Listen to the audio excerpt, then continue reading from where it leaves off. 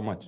If we go beyond the region and take into account the larger geopolitics that's happening right now in the world, some analysts, particularly from the West, suggest that China is trying to fill the great power vacuum in the Arab world at a time when the US's strategic presence is rapidly shrinking in the region.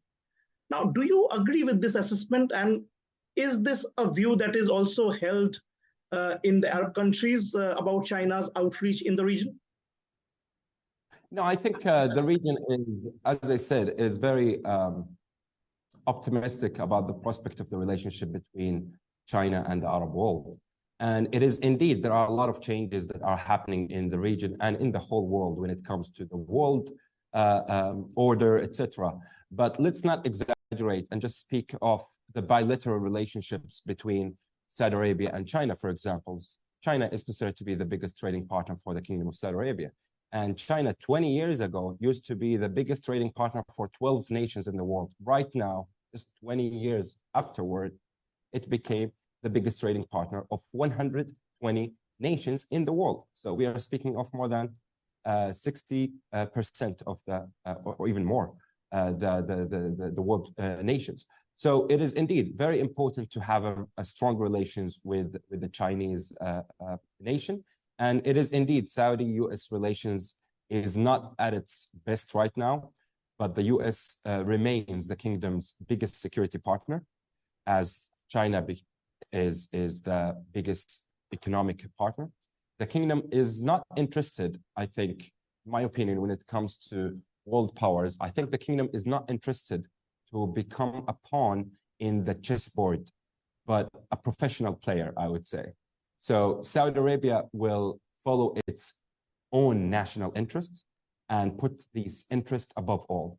And the current world circumstances are different, and the Saudis are adjusting their global vision accordingly. Recently, there were reports that Saudi Arabia also is seeking membership in the BRICS group of countries.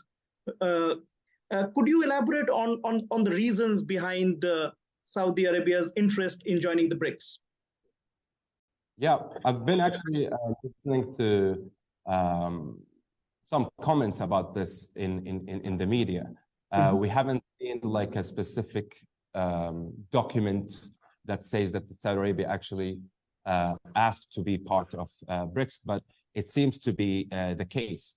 And I think Saudi Arabia, as I said earlier, it will look for its national interests first and foremost, and China and the BRICS nations is considered to be a strong economic power in the world, and it also has almost half of the world's population.